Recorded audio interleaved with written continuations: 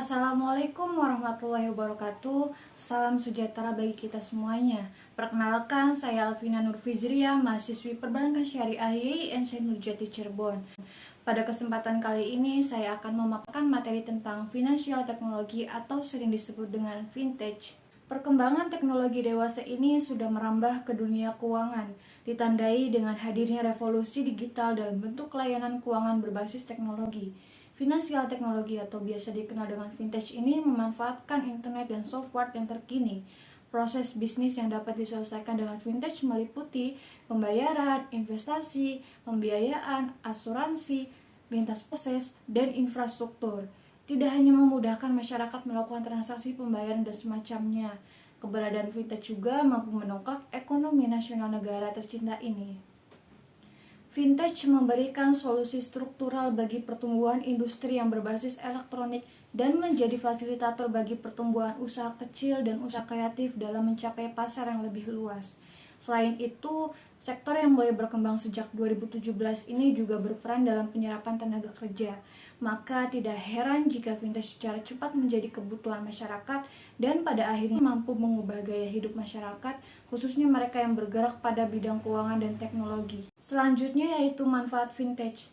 Terdapat berbagai alasan yang mampu menyebabkan vintage menjadi pengaruh gaya hidup masyarakat. Yang pertama, membantu perkembangan perusahaan startup.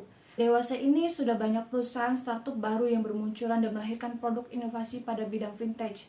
Contohnya adalah Moneytour.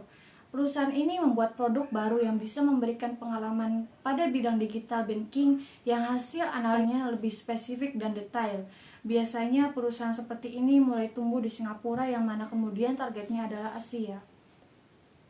Yang kedua yaitu meningkatkan taraf hidup. Selain mampu mendatangkan keuntungan atau pendapatan besar bagi perusahaan startup, adanya keberadaan vintage juga mampu meningkatkan taraf hidup dan daya beli masyarakat. Yang ketiga yaitu kemudahan layanan finansial. Manfaat lain yang ditawarkan oleh vintage yang paling terasa adalah kemudahan layanan finansial. Cobalah Anda bandingkan dengan 10 tahun yang lalu. Ketika akan mentransfer sejumlah dana, apakah Anda mendatangi teller bank atau mesin ATM? Nyatanya, kedua hal tersebut cukup merepotkan karena membutuhkan waktu yang agak lama. Selain itu, Anda juga harus antri yang membuat waktu Anda semakin banyak terbuang. Tapi saat ini hal tersebut bisa lebih diminimalisir dengan adanya vintage, karena Anda bisa mentransfer sejumlah uang hanya dengan melalui smartphone. Bahkan beberapa vintage juga ada yang menyediakan fitur tagihan bulanan seperti listrik, telepon, dan BPJS. Jadi Anda bisa lebih menghemat waktu dan tenaga karena tidak harus selalu keluar rumah dalam melakukan berbagai transaksi.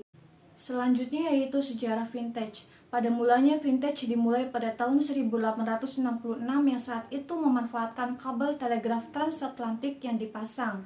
Kabel tersebut memungkinkan adanya globalisasi dari tahun 1866 sampai tahun 1913. 5 tahun berikutnya, tepatnya pada tahun 1918, lahirlah sistem pengiriman elektronik yang bernama feedward. Lalu pada tahun 1950-an, vintage ini selaras dengan perkembangan internet dan e-commerce. Karena perkembangan internet cukup pesat, lantas di tahun 90-an mulai bermunculan banyak e-commerce. Selain itu, hadir banyak pula layanan internet banking dan situs penjualan saham secara online. Namun, era ini sempat berhenti ketika adanya krisis ekonomi pada tahun 2008. Pasca krisis ekonomi di tahun 2008, selanjutnya perkembangan vintage masuk pada tahap berikutnya. Saat itu banyak orang yang tidak percaya pada dunia perbankan tradisional. Celah ini lantas dijadikan peluang oleh banyak orang untuk melahirkan startup pada bidang jasa keuangan seperti jasa pembayaran online, pinjaman online, crowdfunding, dan lain-lain. Di tahun 2009 muncul pula Bitcoin sebagai bentuk alternatif investasi. Era ini juga didukung dengan lahirnya smartphone yang memungkinkan para penggunanya untuk menggunakan mobile banking dari awal dekade 2000-an. Saat ini teman-teman juga harus mengetahui seluruh jenis vintage yang saat ini banyak berkembang di Indonesia. Yang pertama yaitu payment, clearing, dan settlement.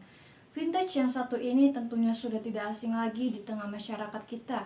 Beberapa di antara kita juga mungkin ada yang tidak sadar bahwa kesehariannya sering menggunakan jenis vintage ini. Namun informasi yang diberikan hanya seputar tips finansial dan lain-lain. Jenis vintage ini dibuat juga agar mendapatkan informasi yang lebih akurat lagi sebelum akhirnya memilih produk keuangan yang tepat. Selanjutnya itu Risk dan Investment Management Vintage. Jenis ini mempunyai konsep awal seperti seorang financial planner dalam bentuk digital. Fungsinya adalah untuk melakukan perencanaan keuangan secara lebih praktis dan mudah, sehingga bisa Anda pantau dimanapun dan kapanpun Anda mau. Yang terakhir yaitu crowdfunding. Platform ini berperan penting dalam mempertemukan pihak yang memang sedang membutuhkan dana dengan pihak lain yang akan memberikan dana. Proses transaksinya pun cenderung mudah dan aman. Seperti yang Anda ketahui bersama bahwa pemodalan adalah salah satu aspek penting dalam mengembangkan usaha yang saat ini tengah berjalan. Oleh karenanya, vintage ini akan memudahkan masyarakat, khususnya mereka yang memiliki UKM, sehingga mereka akan lebih mudah dalam mengajukan pinjaman dengan mudah daripada mengajukan pinjaman di perbankan. Selanjutnya yaitu penerapan vintage dalam perusahaan dan industri keuangan. Selain startup, saat ini perusahaan perbankan dan perusahaan besar lainnya juga mulai mengintegrasikan teknologi dalam sektor keuangan tradisional agar lebih cepat, aman, dan efisien. Beberapa contohnya adalah yang pertama, bank digital. Saat ini sudah banyak jenis bank baru yang memungkinkan Anda mengakses seluruh fitur perbankan dengan smartphone Anda. Beberapa fitur utama adalah analisa pengeluaran, tanggungan cerdas, cashback, dukungan beragam mata uang, dan fitur keamanan lainnya. Yang kedua yaitu mobile payment.